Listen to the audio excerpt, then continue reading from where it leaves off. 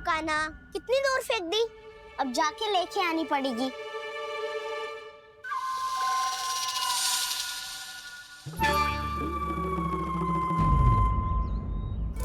बलराम, वहाँ खड़े क्या हो? आओ घिल्ली लेके आते हैं।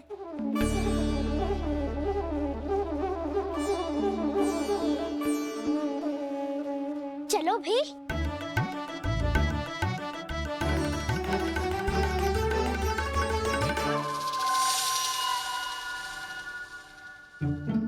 अब मेरी बारी है। नहीं नहीं, अब मैं खेलूंगा। क्या हुआ दाऊ, क्या देख रही हो? ऐसा लगा कि जैसे कोई था यहाँ। वरना दाऊ, कोई ना कोई तो जीव जंतु होगा ही। छोड़ो ना, अब आपकी बारी। मार गिल्ली बर लगा के। हाँ हाँ, बलराम को खेलने दो, अभी अभी आया ना।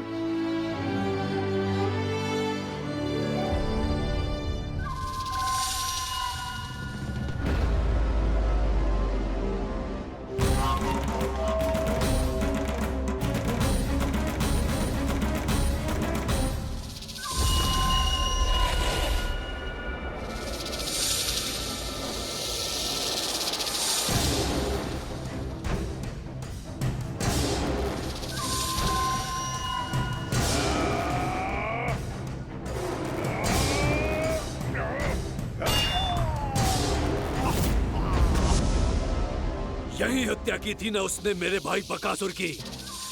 और वो सारे बालक बड़े चाव से देख रहे थे, प्रशंसा कर रहे थे उस मायावी की।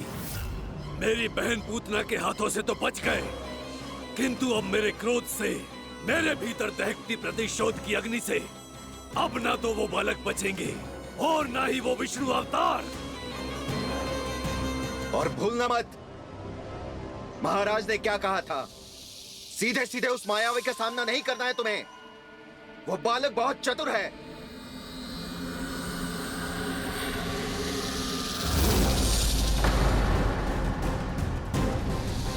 पर है तो एक बालक ही, और एक नन्हा सा बालक क्या हानि पहुंचाएगा मुझ जैसे महाविशाल, महाशक्तिशाली अघासुर को।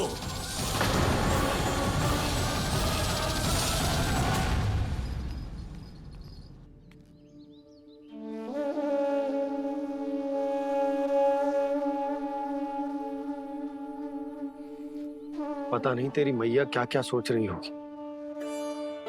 विवाह के समय एक दूसरे को वचन दिया था, कभी भी एक दूसरे से कछु ना छुपाएंगे। और मैंने कितने वर्षों तक तेरे दिव्य होने की बात उससे छुपाई।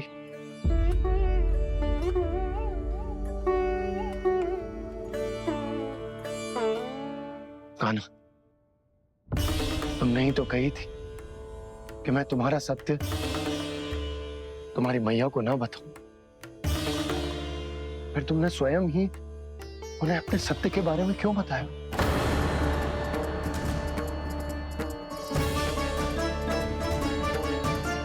तुमने ही तो कही थी कि मैं तुम्हारा सत्य तुम्हारी मैया को ना बताऊं। फिर तुमने स्वयं ही उन्हें अपने सत्य के बारे में क्यों बताया?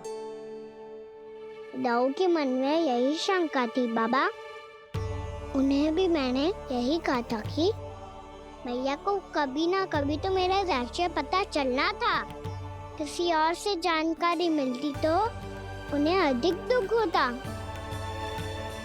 इसीलिए मुझे लगा अच्छा यही है कि इन्हें मेरा सत्य से मुझसे पता चले। वैसे भी मैया से भेद छुपा के मुझे अच्छा नहीं लगता बाबा। इतने वर्षों में मैं जब जब मैया से कुछ भी छुपाता था तब तक मेरे हृदय को भी पीड़ा होती थी।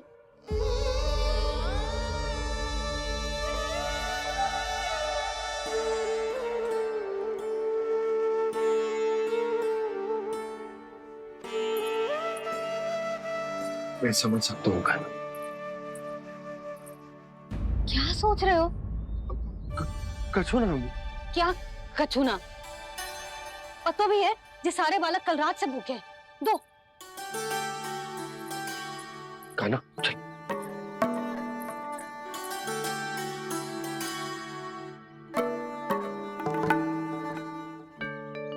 लगता है सब ठीक है। क्या ठीक है? कछु ठीक ना है। बहुत कठिन है,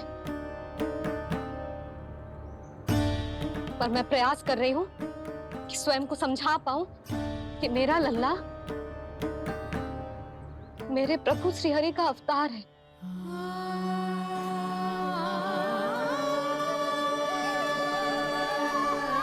ठहर, तू कहां जा रहा है बिना बताए? पूरे संसार के लिए तू दिव्य होगो, मेरे लिए तू केवल मेरा लल्ला है। समझ आई? अब आके कछु खा ले। आ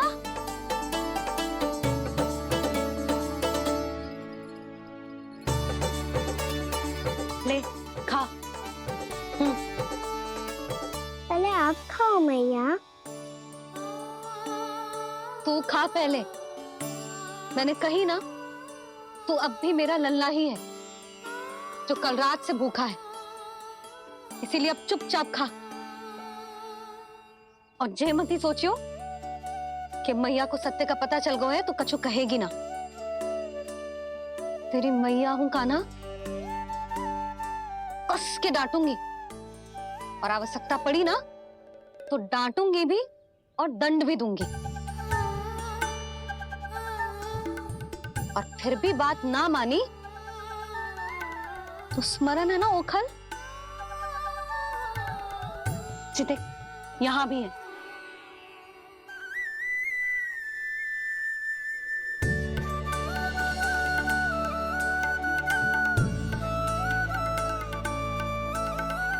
आपकी डांट फटकार और दंड में फूलों से भी अधिक मिठास है भैया।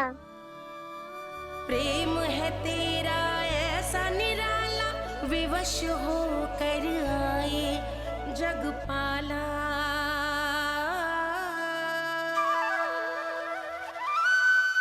मुझे छोटी सी अनुमति चाहिए। फिर से बन जाना है? फिर से कोई लीला करनी है क्या? हाँ वो। बस बस, अधिक बहाने बनाने की आवश्यकता ना है। ठीक है, चला जा, पर वन के अधिक भीतर ना जाना। समझ आई?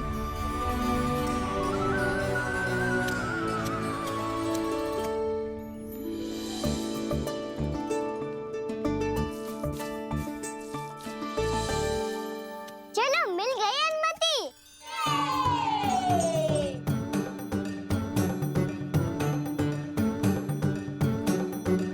राहु, आप ना चलोगे हमारे साथ खेलने? नहीं, तुम जाओ, मुझे पौधा लगाना है। पर क्यों राहु? क्योंकि माँ ने कहा है आज मेरा कहा है कि पौधे लगाने से फल मिलते हैं। पर पौधा तो लगो, फल ना है। इतने शीघ्र फल नहीं आते खाना, कम से कम 1 वर्ष प्रतीक्षा करनी पड़ती है। तो 1 वर्ष के बाद इसी पौधे के नीचे बैठ के फल खाएंगे। आज के विशेष दिन को स्मरण रखना सिखाओ। सब स्मरण रखना, बस अपने दाऊ का जन्मदिन ही भूल जाना तुम। वैसे आज के दिन की एक और विशेष बात है। आज माँ को बनाने की आवश्यकता भी ना पड़ी, उसके बिना ही वन जाने की अनुमति मिल गई। जय हुई ना बात। अब चलो।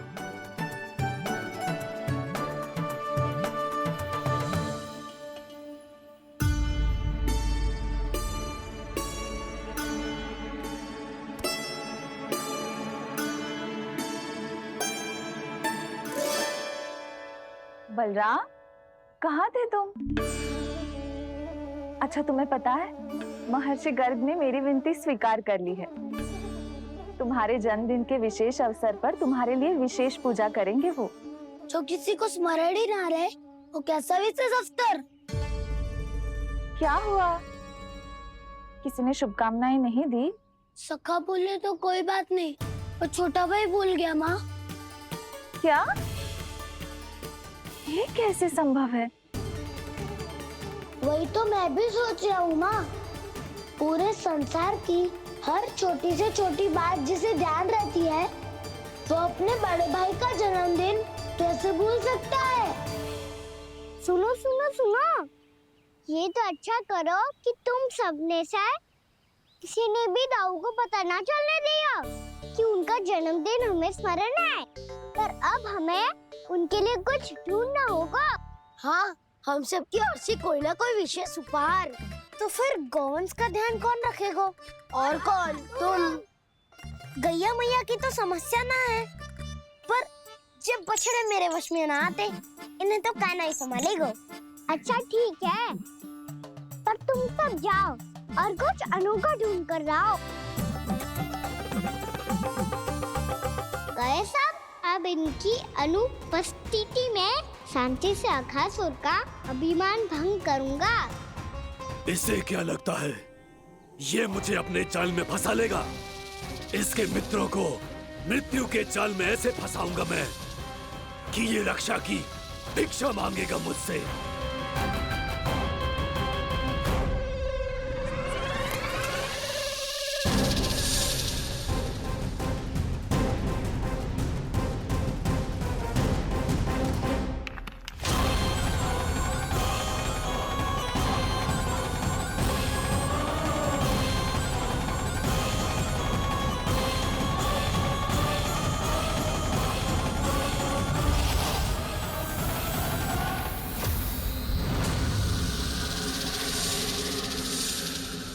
क्या ले चलूं बलराम के लिए जो हो बहुत विशेष?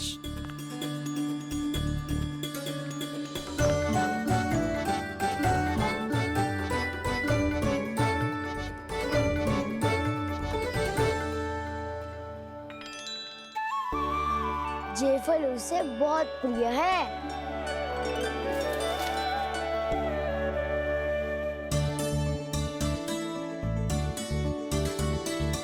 पत्थरी के रत्न।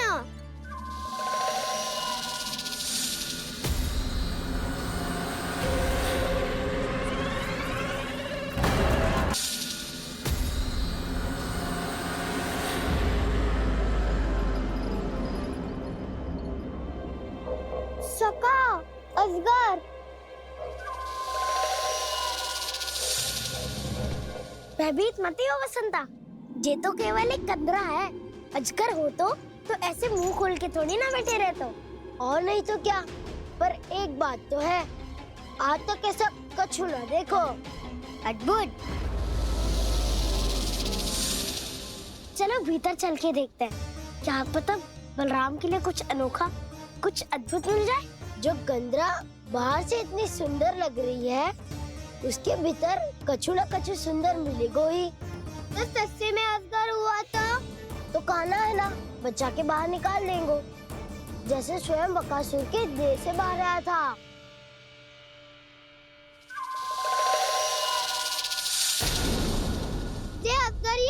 अभी अभी आंखें खोली इसने। अरे बसंता, तुझे तो हर बात पे कुछ ना कुछ दिख ही जाता है। इसे छोड़कर हम सब भीतर चलते हैं। चलो चलो। अरे मुझे अकेला सुन के कहाँ जा रहे हो?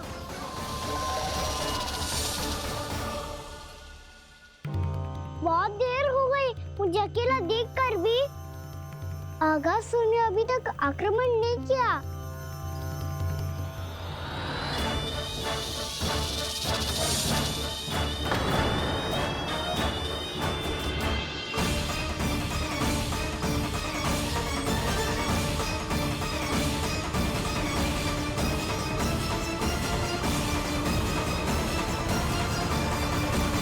इसने तो उल्टी चाल चल ली। मुझे आघात करने के स्थान पर मेरे सखा को ही अपना हार बना लिया।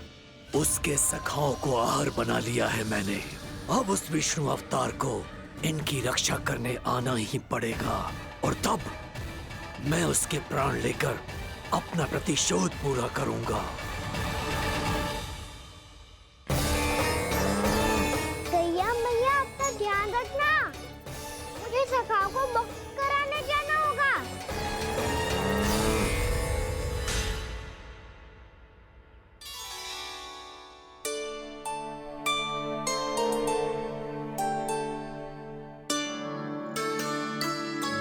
बड़ी अच्छी सुगंध आ रही है। किसके लिए पका रही हो? कान्हा और उसके सखाओं के लिए। अभी तक जैसा वापस ना आए हैं, अब मैं ही जाऊंगी, जाके दे आऊंगी। उन्हें भूख लगी आई होगी ना। यशोदा, मैंने तुमसे इतनी बड़ी बात छुपाई, उसके लिए मुझसे क्रोधित हो ना? ना, आपके स्थान पे मैं होती तो मैं भी ऐसा ही करती।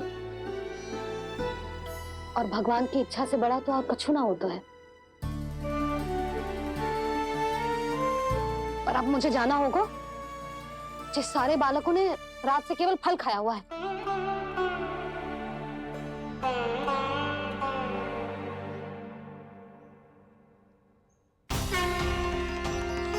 कान्हा, कान्हा, कान्हा,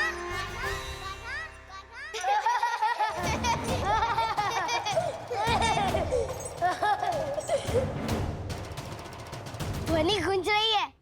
जे कंदरा ही है। चलो और भीतर चल के देखते हैं।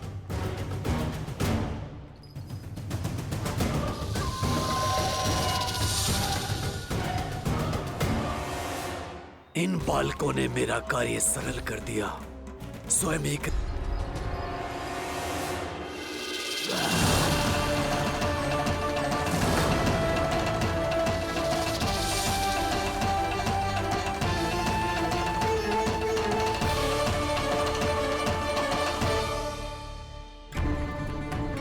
कहाँ गए ये सब? दिखाई ही नहीं दे रहे। ये यहाँ खड़ा क्यों है? भीतर आ बालक, ताकि तुझे और तेरे सखाओं को एक साथ बचा लूं मैं। लगता है अब मुझे ही कुछ करना होगा।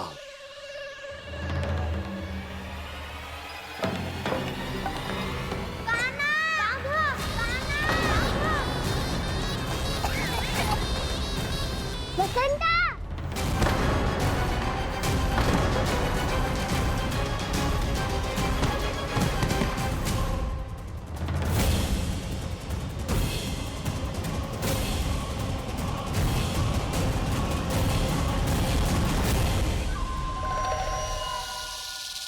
चिंता मत करो सखा, मैं आ गई।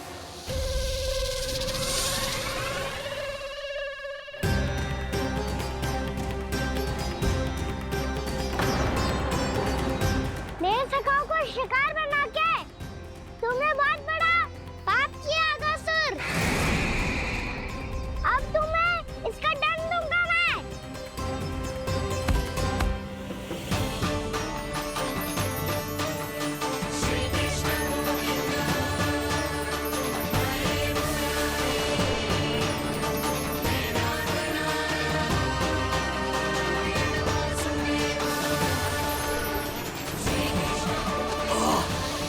ये क्या हो रहा है मुझे? कैसी माया है ये?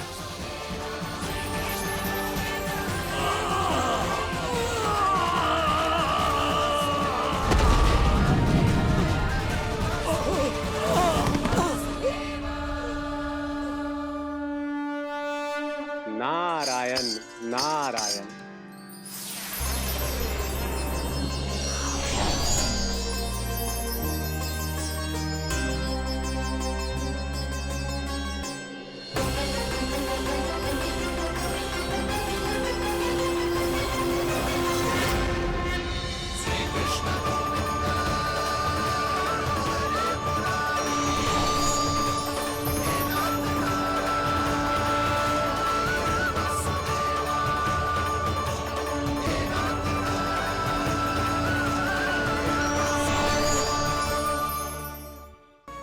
फिर भी आपने स्वयं मुझे मुक्ति प्रदान की।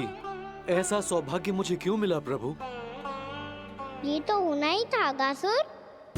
यही था विधि का विधान। पूर्व जन्म में तुम राक्षस चून के पुत्र थे, युवा थे, बहुत बलवान और कामदेव के समान। आकर्षण होने के कारण बहुत गर्व हो गया था। एक दिन एक बहुत ही ज्ञानी और बलशाली ऋषि उसी नदी में स्नान कर रहे थे, जिसके स्वच्छ जल में स्नान करके तुम अपनी कांति को और भी अधिक बढ़ाने आए थे।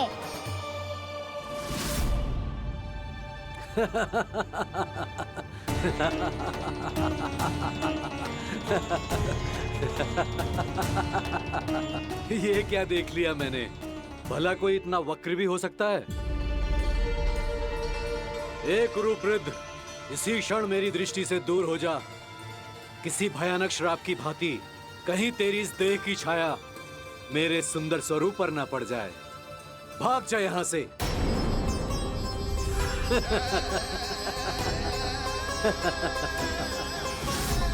अभी भान में आकर तुमने ऋषि अक्षावर का उपहास उड़ाया।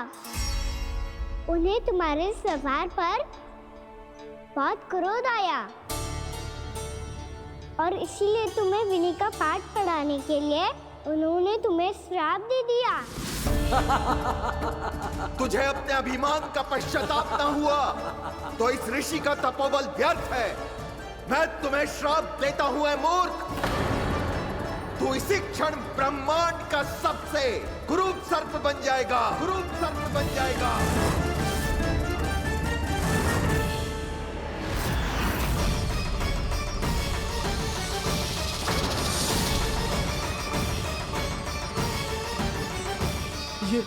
ये क्या हो रहा है मुझे? मेरी त्वचा